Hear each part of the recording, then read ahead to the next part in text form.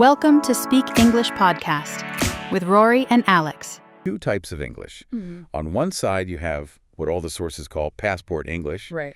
And on the other, something much harder to pin down, which they're calling soul English. It sounds a bit metaphysical for a Tuesday, doesn't it? It really does.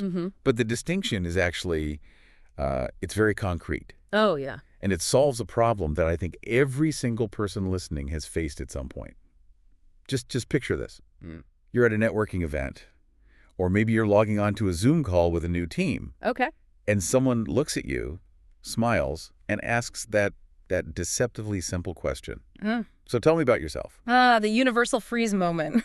Yeah. It's funny because it's so low stakes, technically. You know the answer. I mean, you're the world's leading expert on you. Of course. But our biological reaction is often the same as if we saw a tiger in the room.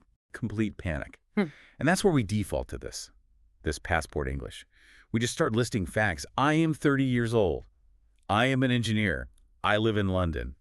It's accurate, but it feels so cold. Well, the sources actually point to a psychological concept here. It's called safety signaling. Safety signaling. Yeah.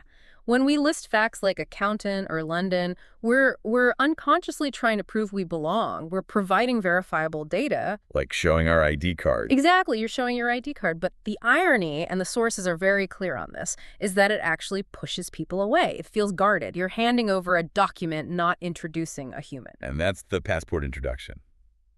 You're technically correct, but you're socially invisible. So today we're doing a deep dive into what the sources call the art of introducing your soul. Right. It's a methodology designed to move you from, say, performing a task to building a bridge. And we should probably clarify, introducing your soul, I mean, that doesn't mean weeping about your childhood trauma in the first 5 minutes. No, definitely not. It just means showing your humanity.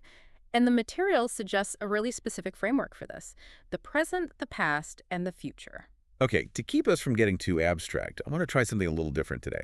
Let's imagine a listener. We'll call him Stefan. Stefan's a software engineer. Let's say he's 32, and he is just terrified of small talk. Right, Stefan the engineer, a classic case. So if Stefan uses the passport method, he says, "Hello, I am Stefan. I am a software engineer. I work for a tech company in Berlin." And boom, the conversation dies right there. Instantly. There are no hooks. There's nothing for the other person to grab onto. So let's fix Stefan using this framework. The first pillar is the present, and the rule here is passion over titles. But play devil's advocate for a second. Why isn't "I'm an engineer" enough? It's a good job. It's what he does. It is what he does, but it tells me nothing about who he is. The guide suggests a shift. Don't just state your role. Describe how you spend your time, and this is the crucial part, why. You have to give the motivation. The source material uses this phrase real talk. So instead of the robotic, "I am a teacher," the real talk version is, "I spend my days helping people grow." See the difference? I am a teacher is just a label. I spend my days helping people grow is, well, it's a mission. But is that maybe too intense for a casual chat? If Stefan says, "I spend my days coding the architecture of the future," doesn't he sound a bit arrogant? It depends on the delivery, sure, but that's a fair point. You don't want to sound like a LinkedIn bio. The key component the research really highlights is the word because. Because. Yeah, it's not just about the grammar of it. It's about the vulnerability of revealing your motivation. The why is what exposes your values. Okay, so let's look at the hobby example from the notes. Passport version. My hobby is swimming. Right. Soul version. I'm really into swimming because it helps me clear my mind. And that justification, clearing the mind, that's the hook. Even if I hate swimming, I get the need to clear my mind. Now we have a shared human experience. We're connecting on the feeling, not the activity. So let's rewrite Stefan. Instead of "I am an engineer," what does he say? Okay, he might say something like, I spend most of my days solving complex puzzles on a computer because I really love that feeling when a broken system finally starts working. Okay, I like that. Solving puzzles is way more relatable than writing code. And because loving that moment, it works. That is the hook. I can ask him, so what's the hardest puzzle you solved lately? Precisely. You've turned a simple statement into an invitation. All right, moving on to the second pillar, the past. Now, usually this is where people just start reciting their CV. I graduated in 2015, then I worked here, then I moved there. The chronological trap. It's a timeline, not a story. And the framework argues the past shouldn't be about your resume, it should be about your character. The strategy here is to share a small challenge you overcame. Now, I have to be honest, reading this part made me a little nervous. If I'm meeting a potential client or a new boss, do I really want to talk about a struggle? Doesn't that make you look weak? That is the most common fear, for sure. But there is a really counterintuitive point in the research here. We usually think competence impresses people listing our degrees, our wins, Right.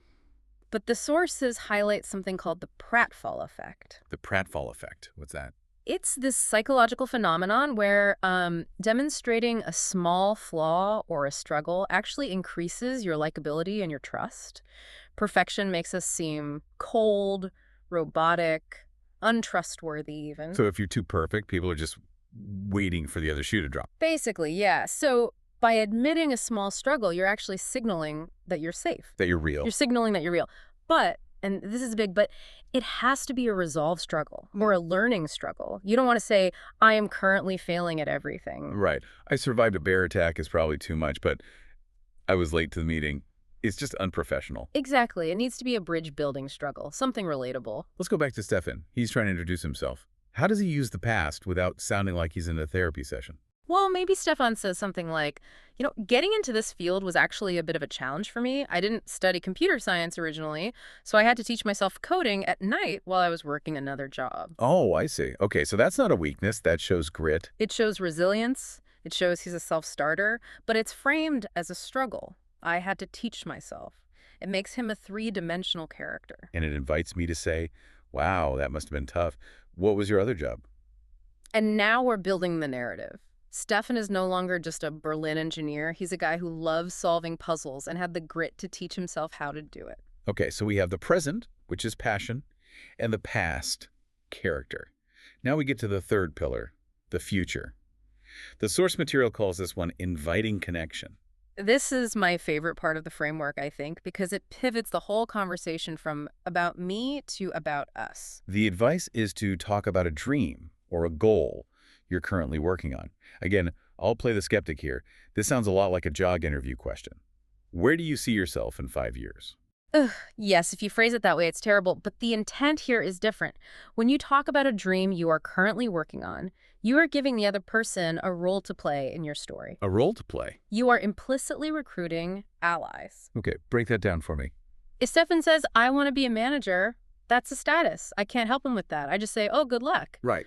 But if Stefan says, one dream I'm currently working on is building an app that helps kids learn math, suddenly I'm involved. You're curious. I'm curious. I might say, oh, my nephew struggles with math. Or, have you thought about gamification? I can offer advice or connections or just encouragement. Stefan has opened the door for me to be helpful.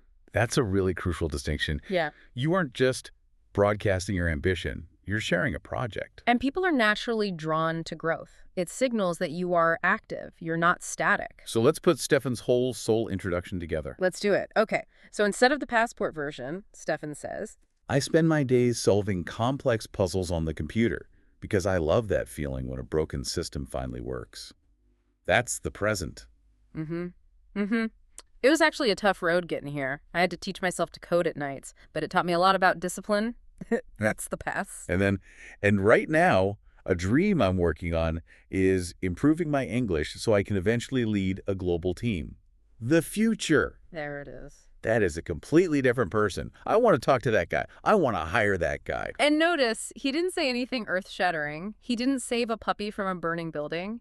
He just framed his normal life through this lens of passion, character, and goals. But here's the hurdle, right? We can sit here and write scripts for Stefan all day. Yeah. But when you are actually in the moment, looking at a stranger, your brain just shuts down. And the source material spends a lot of time on the anxiety of this, specifically the fear of making mistakes. The spotlight effect. Yeah. I feel this constantly, this idea that if I use the wrong verb tense or if I stutter, everyone is analyzing it. It's the false belief that you are the center of everyone else's universe. You think everyone's a grammar teacher, grading your performance. Man, if you think you're being graded, you just clam up. You go right back to safety signaling. But the reality, and I love how the sources phrase this, is that people aren't looking for your grammar. They are looking for your smile and your sincerity. You do not need a perfect accent to have a perfect heart. That was the quote that really stuck with me. It's beautiful, isn't it? And practically speaking, your accent, your small mistakes, they are part of your history. They show you've traveled. They show you're brave enough to operate in a second or third language. It reframes the mistake as, what, a badge of honor. Exactly. You have to shift your mindset from student to team member. A student tries to pass a test. A team member tries to build a bridge. If the bridge gets built, if we understand each other, it doesn't matter if the bricks are a little crooked. Connection over perfection. Right. Every single time. Now, we need to address the other side of this. We've talked a lot about talking about yourself. But the best communicators are actually the ones who ask the best questions. Absolutely. The soul introduction framework isn't just a script for you, it's a map for where to take the conversation. But this is where it gets tricky. If I just met you and I immediately ask, so what is your deepest dream? Whoa, yeah. Or what challenges have you overcome? Oh. You're going to call security. It's too much, too fast. That's the intrusiveness trap. You can't jump from hello to deep soul talk in 3 seconds flat. The guide suggests a strategy of gradual escalation. So how does that work using the framework? You start with the present, but you tweak the standard questions. So instead of, what do you do, which just invites a job title, Right. you ask, how do you spend your days? How do you spend your days? That's subtle, but it gives them an out. They can talk about their job or they can talk about their garden. It invites the real talk. And once they answer, you listen for the motivation. If they say they work in finance, you don't ask which bank. You ask, what's the most interesting part of that for you? You're digging for the passion. You are. And then once you have a little rapport, maybe 5 or 10 minutes in, you can bridge to the past or future. But you have to read the room. So maybe not what's your biggest trauma. But maybe Yeah. it sounds like a busy job. Was it a steep learning curve when you first started? That invites the challenge story, but it's safe. It's professional. Exactly. You are giving them permission to share a struggle, but you aren't demanding it. And for the future. Instead of that dread-inducing, where do you see yourself in 5 years? You could try, what's a project you're really excited about right now? Or is there something new you're trying to learn this year? That effectively just hands the microphone to them and says, tell me what lights you up. And that is the secret weapon of this whole framework. It prevents the conversation from dying because people love talking about their interests and their growth. You stop playing tennis, just hitting the ball back and forth, and you start building something together. It really takes the pressure off you, too. If I'm asking you about your projects, I'm not worrying about my own irregular verbs. I'm just listening. And that is the paradox, isn't it? The less you focus on your own performance, the better your performance usually is. Because you're present. You're present. You're sincere. So let's bring this all back home. We've covered a lot of ground, from safety signaling all the way to the pratfall effect. We have. We are moving away from the passport introduction, that robotic list of facts that's designed to keep us safe. And moving toward the soul introduction. Using the present to share passion, not just what we do, but why we do it. Using the past to share character. A small, relatable struggle that makes us human. And using the future to invite connection sharing, a goal, so others can join our team. All while remembering that the goal is not to pass a grammar test. It's to connect with another human being. And to the listener right now, I know this can feel daunting. It requires a little bit of bravery to drop the shield of the passport. But the next time someone asks, tell me about yourself, just try it. Even just one part of it. Don't give them the data. Give them the human. And speaking of being human, I think there is a final thought from the research that just sums this up perfectly. There is. It challenges us to think about how we spend our mental energy. We spend so much CPU power worrying about being correct, following the rules, getting the accent right. But imagine if you took all that energy and poured it into being curious.